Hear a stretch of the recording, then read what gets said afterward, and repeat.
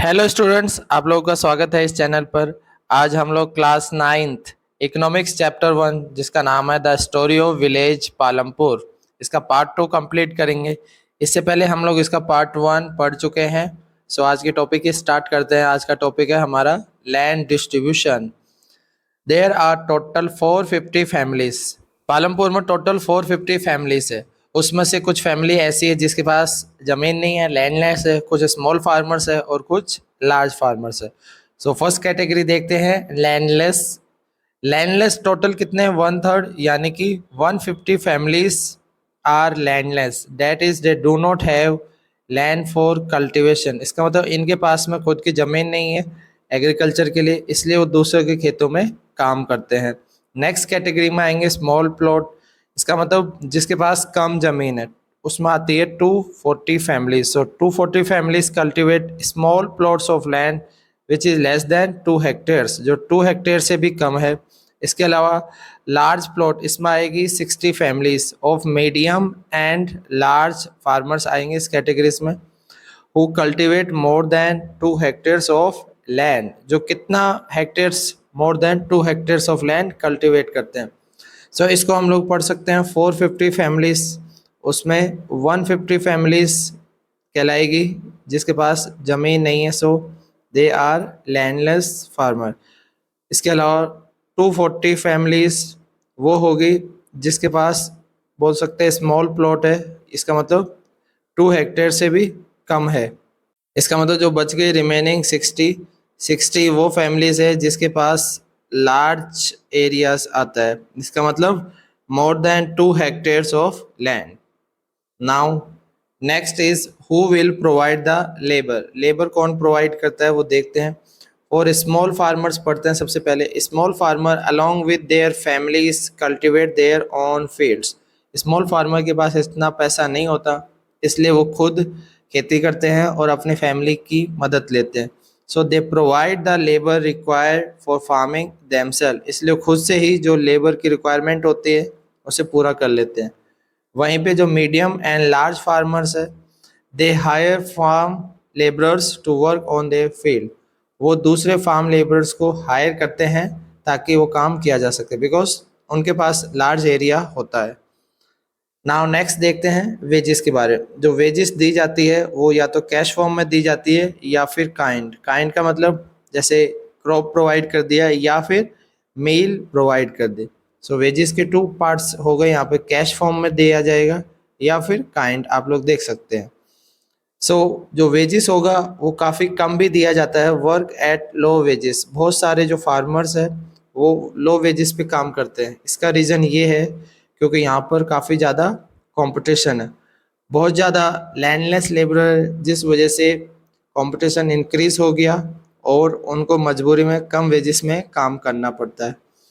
इसके अलावा जो वेजेस है वो वेरी करती है, यानी कि डिफरेंट है फ्रॉम रीजन टू रीजन, एक जगह से दूसरी जगह अलग है। इसके अलावा one crop to another crop, last one farm activity to another activities like sowing and harvesting, इसमें जो भी उनकी वेजेस है वो अलग अलग है। नाउ नेक्स्ट ड्यूरेशन की बात करते हैं। ड्यूरेशन ऑफ एम्प्लॉयमेंट उनका या तो डेली बेसिस पर होगा या फिर होल ईयर। डेली बेसिस का मतलब जब रिक्वायरमेंट होगी तब बुला लेंगे, अदरवाइज उनको हटा दिया जाएगा। नाउ नेक्स्ट टॉपिक देखते हैं कैपिटल। अभी तक हमने जो फैक्टर्स ऑफ प्रोडक्शन है उसके 2 फैक्टर्स लैंड एंड लेबर को डिस्कस कर लिया है। अब इसका जो थर्ड फैक्टर्स है कैपिटल, उसको हम लोग डिस्कस करेंगे इन पालमपुर में। So capital needed in farming discuss करते हैं। सबसे पहले जो स्मॉल फार्मर्स है, small farmers borrow money from large farmers, money lenders और ट्रेडर्स। इसमें देख सकते हैं जो स्मॉल फार्मर्स होते हैं उनको उधार लेना पड़ता है। बोरो मीन्स उधार, उनको उधार लेना होगा किससे? या तो लार्ज फार्मर से, मनी लैंडर से या फिर ट्रेडर से, बिकॉज उनके पास में इतने सेविंग नहीं होती, इतना पैसा नहीं होता, जिस वजह से ये लोग अपने एक्टिविटीज़ को करने के लिए उधार लेते हैं। इनके लिए मेन प्रॉब्लम ये होती है कि जो रेट ऑफ इंटरेस्ट है बहुत ज़्यादा होता है and the farmers distress to repay the loan, इस वजह से उन्हें जो लोन चुकाने में बहुत ज़्यादा प्रॉब्लम फेस करनी पड़ती है। नाउ बात करते हैं मीडियम एंड लार्ज फार्मर्स की। जो लार्ज फार्मर्स है उनके पास खुद की सेविंग होती है, so they have their own saving from farming. Now इस पिक्चर में देख सकते हैं बिग फार्मर के बारे में, बिकॉज उनके पास पहले से काफ़ी सेविंग होती है, जिस वजह से वो ज़्यादा से ज़्यादा प्रोड्यूस करते हैं और फिर उसको जब सेल करते हैं तब उनसे काफ़ी पैसा मिल जाता है, फिर उसको वो दोबारा से सेव कर लेते हैं। सो ये साइकिल चलती रहती है, उनके पास पैसा सेव होता रहता है। इस पिक्चर में देख सकते हैं लार्ज फार्मर के पास में खूब पैसा होता है। नाउ अब नेक्स्ट टॉपिक डिस्कस करते हैं about sale of surplus farm product. Surplus का मतलब होता है जो भी एक्स्ट्रा प्रोडक्ट बच गया उसे हम लोग कहेंगे सरप्लस। सो जो स्मॉल फार्मर्स होते हैं उनके पास काफ़ी कम सरप्लस होता है, इसलिए वो उनको सेल आउट नहीं कर पाते, वो खुद की फैमिली के लिए यूज़ करते हैं। और जो मीडियम और लार्ज फार्मर्स होते हैं उसको सरप्लस को बेच देते हैं। सो हम लोग पढ़ते हैं small farmer. So they kept the surplus farm product for their own family needs. इसका मतलब अपनी फैमिली की ज़रूरतों के लिए वो लोग उसको बचा के रखते हैं, अपने पास रखते हैं, उसको बेच नहीं पाते। नेक्स्ट जो मीडियम और लार्ज फार्मर्स है वो सरप्लस प्रोडक्ट को क्या करते हैं, सेल कर देते हैं। They sell the surplus product to the market, ताकि उनको पैसा मिल सके। अब हम लोग पढ़ते हैं फार्मर के पास में जो सेविंग होती है, इसका मतलब जब सरप्लस को वो बेचेंगे तो उसे सेविंग होगी, उस सेविंग का क्या क्या पर्पस हो सकता है, क्या यूज़ किया जा सकता है। सबसे पहला purpose for lending to others, दूसरे को उधार दे सकता है स्मॉल फार्मर्स को, ताकि उसको इंटरेस्ट रेट मिल सके। सो सबसे पहला काम किया जाता है लैंडिंग पर्पस से। Second, to arrange the working capital for farming in the next season. Next season के लिए जो भी वर्किंग कैपिटल रिक्वायरमेंट है वो पहले से अरेंज की जा सकती है। Third point, to buy cattles, cattles को खरीदा जा सकता है जैसे काव, बेफेलो, ताकि डेयरी प्रोडक्शन भी किया जा सके। इसके अलावा जो भी ट्रक्स या ट्रैक्टर जिसकी रिक्वायरमेंट होगी वो परचेज किया जा सकता है, ताकि एग्रीकल्चर को ज़्यादा से ज़्यादा बढ़ाया जा सके। नेक्स्ट, टू सेटअप शॉप, इसके अलावा शॉप भी सेटअप कर लेते हैं ताकि अनदर उनको वे मिल जाए पैसे कमाने का। Last, for irrigation source, irrigation source like tubewell या फिर पंप सेट में पैसा खर्च किया जा सकता है, ताकि ज़्यादा एरिया पे अच्छे से खेती की जा सके। नाउ लास्ट टॉपिक पढ़ते हैं which is non farm activities in Palampur. Non farm activities का मतलब वो एक्टिविटीज़ जो फार्मिंग के अलावा है। अब पहले हमने पढ़ा था फार्म एक्टिविटीज़ में कितने परसेंट लोग डिपेंड है, 75% लोग डिपेंड है ऑन फार्म एक्टिविटीज़। अब बात करते हैं non farm activities. So 25% people engage है in non farm activities. Non farm activities में कौन कौन सी आती है यहाँ पे, सबसे पहली डेयरी, डेयरी आपको याद रखना है। सेकंड, शॉप, इसके अलावा small scale manufacturing and transport. ये 4 एक्टिविटीज़ होती है नॉन फार्म एक्टिविटीज़ में। नाउ इनको डिस्कस कर लेते हैं। सबसे पहले डेयरी, ये नॉन फार्म एक्टिविटीज़ का पहला पार्ट है। So it is common activities. Farming के बाद में जो सेकंड मोस्ट जो एक्टिविटीज़ की जाती है पालमपुर में वो डेयरी है। पालमपुर में बफेलो को ग्रास, ज्वार या फिर बाजरा खिलाया जाता है। इससे जो भी मिल्क मिलता है it is sold in Raiganj, और रायगंज में बेच दिया जाता है।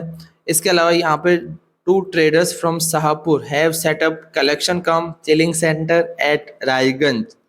शाहपुर के 2 ट्रेडर्स ने यहाँ पर चिलिंग सेंटर स्टैब्लिश किया है, ताकि दूध को यहाँ पर इकट्ठा किया जा सके और ठंडा रखा जा सके, और फिर उसके बाद उसको आगे बड़े शहरों में बेच दिया जाता है। नाउ नेक्स्ट देख लेते हैं स्मॉल स्केल मैन्युफैक्चरिंग, यानी कि छोटे लेवल पर भी यहाँ पर लोग कुछ ना कुछ अपना स्मॉल लेवल पे प्रोडक्शन करते हैं। So less than 50 people are engage in manufacturing, यहाँ पर बहुत ही कम लोग मैन्युफैक्चरिंग का काम करते हैं। It involves very simple production methods, और इसमें काफ़ी सिंपल प्रोडक्शन मेथड यूज़ किए जाते हैं। It is done on A small scale, और इनको कम मात्रा में किया जाता है। दे कैरीड एट होम, और बेसिकली इनको ज़्यादातर घरों पे किया जाता है, और इन द फील्ड्स, फील्ड में भी कर सकते हैं with the help of family labour. इसका मतलब इसमें लेबर को हायर्ड नहीं किया जाता। So not hired labour, because इतने इनकम नहीं है, जिस वजह से लोग अपने फील्ड पे या फिर घरों पे ही स्मॉल लेवल पर ये मैन्युफैक्चरिंग का काम करते हैं। इसमें देख सकते हैं अलग अलग टाइप की मैन्युफैक्चरिंग लोग घर पे ही कोई मशीन इस्टेब्लिश करके कर लेते हैं। नाउ नेक्स्ट हम लोग देखते हैं शॉपकीपर्स के बारे में। So traders are shopkeepers who buys good from wholesale market in the cities and sell in the village. Traders वो लोग होते हैं जो होलसेल मार्केट से सामान खरीदते हैं और सेल कर देते हैं विलेज में। जैसे पालमपुर ट्रेडर्स के बारे में यहाँ पे दे रखा है, वो लोग परचेज करते हैं wholesale market near by village से, यहाँ से वो बाय करेंगे। इसके अलावा फिर वो सेल कर देंगे पालमपुर विलेज में। नाउ यहाँ पे कुछ स्मॉल जनरल स्टोर भी देखने के लिए मिल जाएंगे। They sell items like rice, wheat, sugar, T, oil, biscuits, soap, toothpaste. इसके अलावा नोटबुक, पेन एक्सेट्रा इजीली यहाँ पर मिल सकता है। जैसे इस फोटो में देख सकते हैं कई सारे जो भी मटेरियल्स है वो इजीली अवेलेबल हो जाते हैं। सो पालमपुर में स्मॉल जो जनरल स्टोर है वहाँ पर बहुत सारे आइटम जो नॉर्मल जो डेली रिक्वायरमेंट होती है वो लोगों को इजीली मिल जाते हैं। Next, families whose house are close to bus stand. जिस फैमिली का घर बस स्टैंड के पास में होता है, they open small shop and sell eatable. वो स्मॉल शॉप वहाँ पर ओपन कर लेते हैं और इटेबल खाने पीने की सामान बेचते हैं। लास्ट, नॉन फार्मिंग एक्टिविटीज़ में आता है ट्रांसपोर्ट। ट्रांसपोर्ट एक फास्ट डेवलपिंग सेक्टर है। इसमें बहुत सारे आप देख सकते हैं मेन्स ऑफ ट्रांसपोर्ट में tractors, jeeps, trucks, bullock carts and bogies जो कि गाँव में यूज़ किया जाता है। और इनका जो पर्पस होता है वो एक सामान को एक जगह से दूसरी जगह या फिर लोगों को एक जगह से दूसरी जगह पहुंचाना होता है। सो स्टूडेंट, इस तरीके से हमारा जो चैप्टर है वो पूरा कंप्लीट होता है। इस चैप्टर की पीडीएफ आपको अवेलेबल करा दी जाएगी। अगर किसी तरीके का कोई डाउट है तो प्लीज़ आप लोग शेयर कर सकते हैं और कोशिश करना ज़्यादा से ज़्यादा आपके फ्रेंड्स में इसको शेयर करो। Thank you student.